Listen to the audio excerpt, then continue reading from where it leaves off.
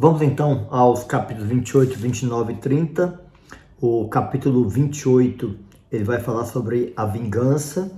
Ele vai dizer assim: aquele que quer vingar sofrerá a vingança do Senhor, que guardará cuidadosamente os seus pecados. Ele faz um convite ao perdão, ele antecipa aquilo que Jesus colocaria na oração do Pai Nosso: perdoa o teu próximo o mal que te fez. Então ele vai insistir e vai mostrar a importância da misericórdia entre nós. Eu quero que Deus me perdoe, eu também tenho que perdoar o semelhante.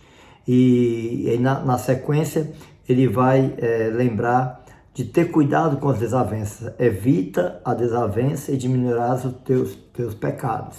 Então, quanto mais eu crio desavenças com as pessoas, mais eu cometo pecados, mais eu deixo de amar a pessoa e deixo de cumprir a lei. E deixo, consequentemente, de viver a sabedoria. Depois ele vai lembrar, e aí tem os últimos versículos, do 15 até o 30, os crimes da língua. Lembramos que Tiago vai retomar esse assunto também. A língua, ela abalou a muitos e afugentou de uma ação a outra. A língua é capaz de destruir cidades fortes, arrasa casas, casos poderosos. A chicotada produz um ferimento, porém uma língua má quebra os ossos. E ele vai tratar desse assunto, e além de termos cuidado com a nossa língua, aquilo que falamos, principalmente questão da fofoca, da desavença, também proteger os ouvidos. No finalzinho do capítulo 28, ele vai dizer: protege teus ouvidos com uma sebe de espinhos, não des ouvidos à língua maldosa, e põe em tua boca uma porta com ferrolhos.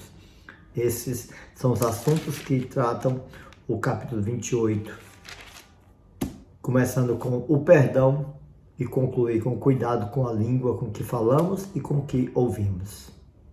O capítulo 29 vai começar falando sobre os empréstimos, depois a fiança, sobriedade e inscrição. Ele vai tratar do uso do dinheiro, mas da questão da ajuda ao próximo.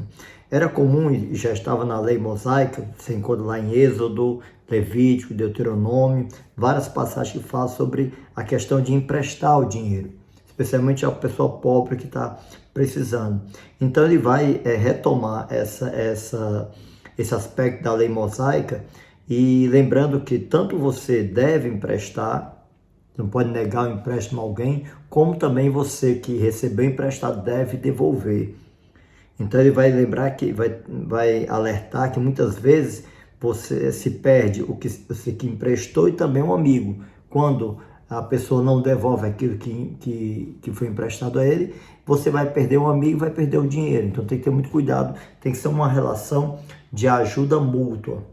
Eu estou precisando, a pessoa me empresta, ela tem mais do que eu, ela vai me emprestar e depois eu vou devolver conforme combinado.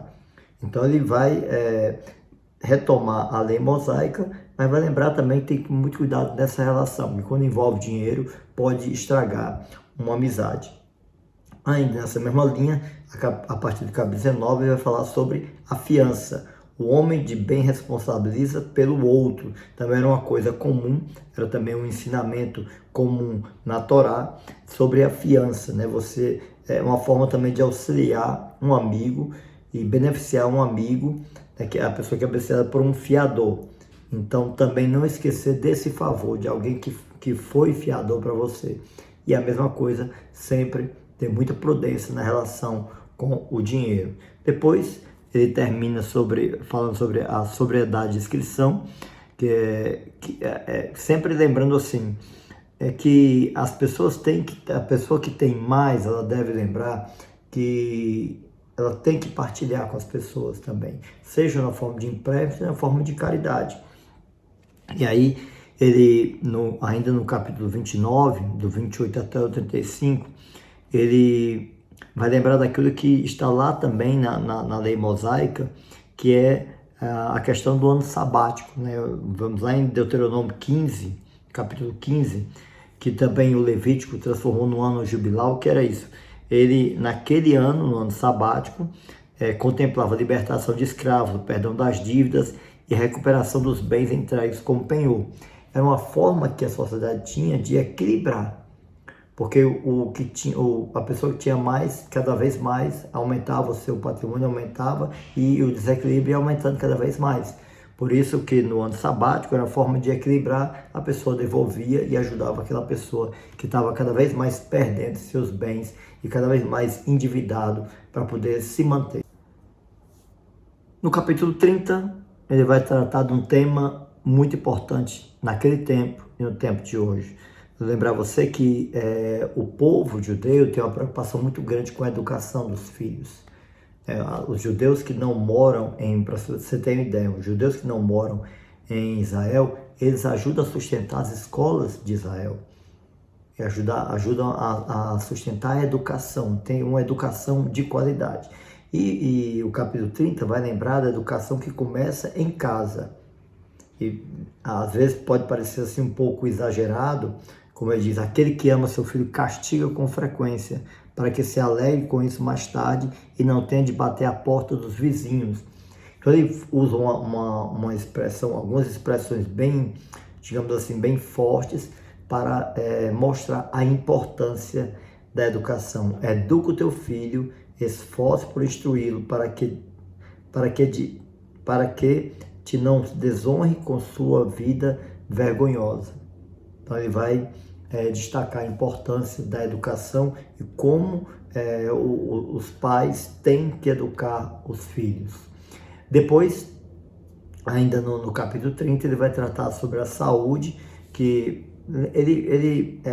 o livro ele trata da sabedoria, da sapiência do povo, e ele trata de coisas do dia a dia e de como a pessoa tem que ter um equilíbrio na vida. E esse equilíbrio na vida passa por todos os setores. Passa pela relação com o outro, a relação familiar, relação com os vizinhos, com a comunidade, também a relação sua com o seu corpo, a relação da saúde. Então ele vai dizer que mais vale um pobre sadio e vigoroso que um rico enfraquecido e atacado de doenças.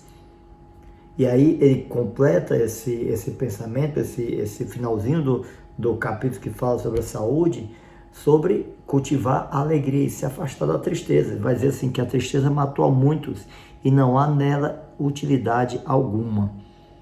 Não entregues tua alma à tristeza, não atormente a ti mesmo em teus pensamentos. Então, ele vai mostrar que a alegria ela faz parte de uma vida plena, de uma vida com muita saúde. Assim concluímos esses 3 capítulos e peço a Deus que derrame sobre você, aqui direto de Jerusalém, uma bênção muito especial nesse dia, uma bênção de Deus, que é Pai, Filho e Espírito Santo. Amém. Uma boa leitura, um bom estudo, que Deus abençoe a todos.